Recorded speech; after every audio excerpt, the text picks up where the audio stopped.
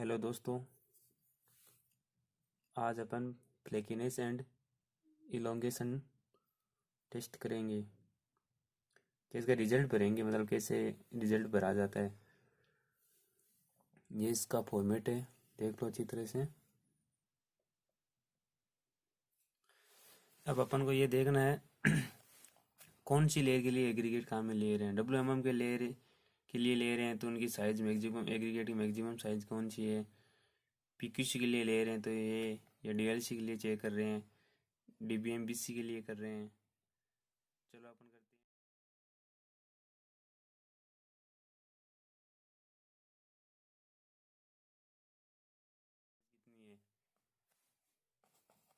हैं। 19.2 mm, तो ये इस रेंज में आएगा।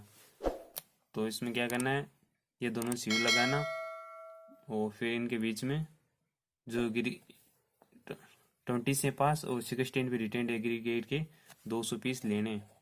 इसी प्रकार इसका भी 200 पीस लेने, इन दोनों के मिड रेंज का हो। इसके भी 200 पीस और इनके भी 200 पीस। इन 200 पीस का वेट कर लेंगे तो अब वो अपना वेट आएगा 2000 के अराउंड। चलो अपना वेट आया 1993। फिर अगले का वेट आया ये, और फिर 12.5 से पासिंग एंड 10 पे रिटेन एग्रीगेट के 200 पीस का वेट कितना आएगा।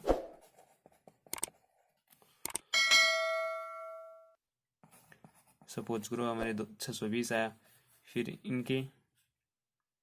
इनका वेट करेंगे 200 पीस का तो 180 आ गया। फिर इनका टोटल कर लेंगे। अब अपन को ये देखना है कि फ्लेकीनेस इंडेक्स कितना रखना है।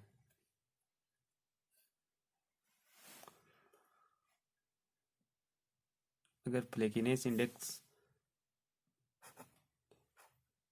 14% के अराउंड रखना है तो इसका अपन 14% के अराउंड निकाल लेंगे। 13 से यहाँ 14% कैलकुलेट करके लिख लेंगे, जैसे आपको साइड में पिक में दिख रहा होगा।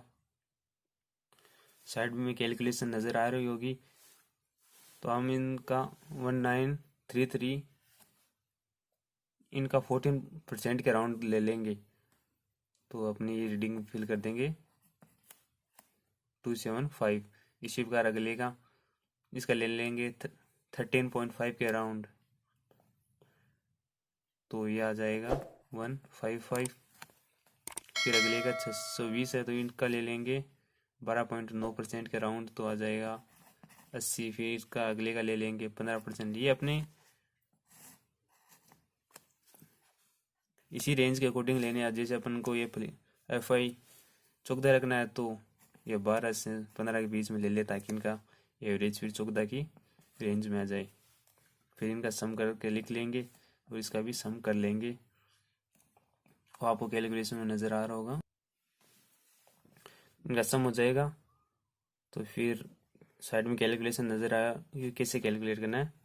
525/883 इसको डिवाइड कर देंगे, फिर 100 से मल्टीप्लाई कर देंगे तो हमारा 13.52% हो जाएगा।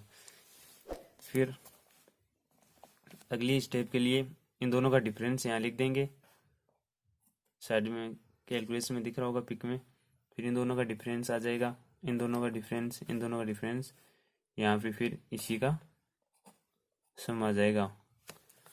और ये अगला परसेंटेज EI, ये कितना रखना है अपन को। सपोज करो हमारा ये 11 के अराउंड रखना है तो ये कैलकुलेशन। अब क्या करना है दोस्तों, इन दोनों का अंतर लिख लिया है यहाँ पे। फिर अपन को EI का वैल्यू कितना चाहिए, 11 के अराउंड चाहिए, तो 11 के अराउंड कुछ भी परसेंट ले लिया। सपोज करो अपन 11.46 ले लिया तो 1658 का 11.46 निकाल के यहाँ लिख देंगे। मतलब ये कैलकुलेशन साइड में पिक में दिख रही होगी। 1658 इंटू 11.46/100 कर देंगे तो 190 आ जाएगा। इसी प्रकार अगली स्टेप में ले लेंगे, 11 का राउंड ही लेना है तो 12.66 ले लिया, परसेंटेज है ये। तो 995 का 12.66% निकालेंगे तो 126 आ जाएगा। फिर अगले में 540 का 10.37% निकाल लिया, 165 का 19 निकाले। इसी प्रकार फिर इनका सम कर दिया तो ये सम आ गया। फिर इस कॉलम का सम कर दिया तो ये आ गया। अब EI कैसे कैलकुलेट करेंगे? D अपॉन सी, डी दिख रहा होगा, अपॉन में सी आ जाएगा। डी की वैल्यू कितनी है? 391 अपॉन 3358 इंटू 100 कर देंगे तो ये कितनी वैल्यू आ जाएगी? 11.64। फिर कंबाइंड में क्या हो जाएगा? 1+2, 1 ये रहा, 2 ये रहा, तो इन दोनों का सम हो जाएगा। तो सम कितना हो जाएगा?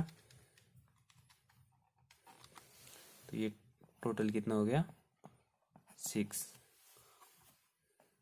ये है दोस्तों। Okay, thank you.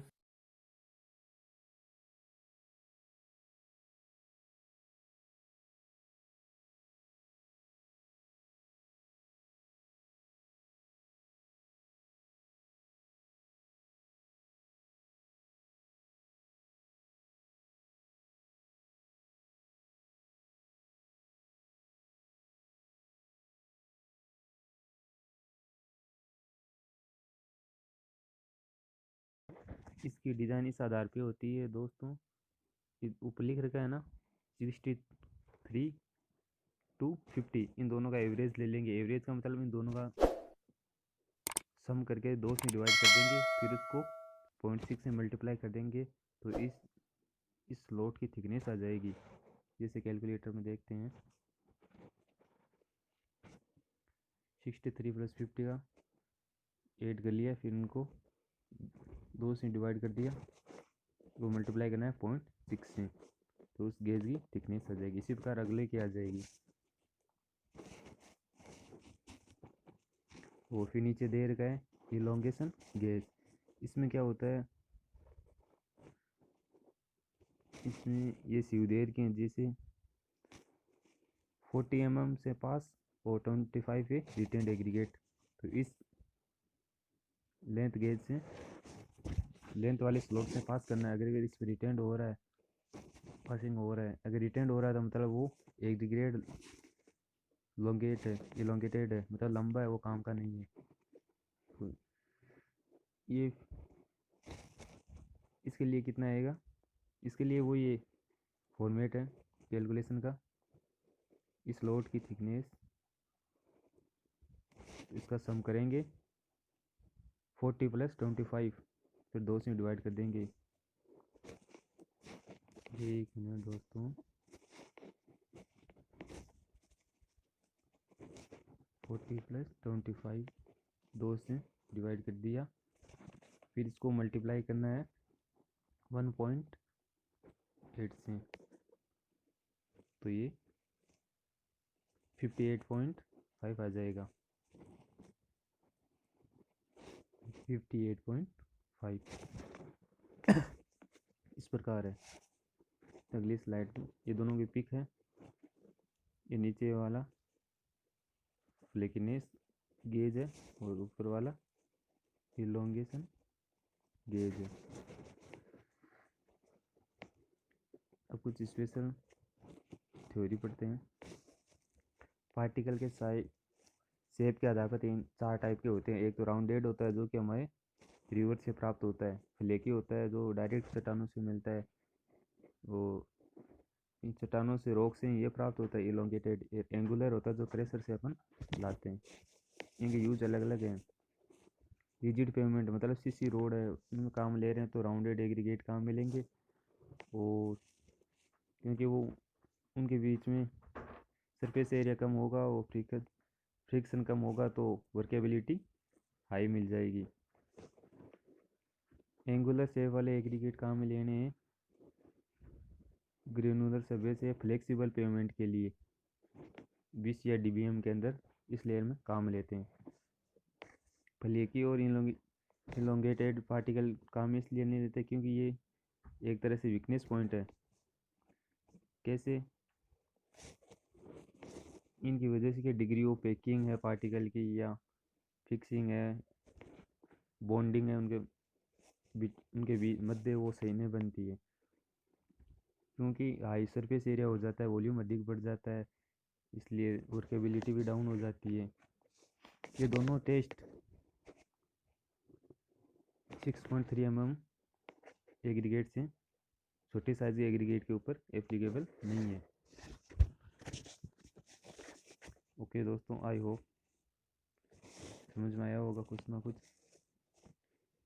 मिलते हैं नेक्स्ट वीडियो में।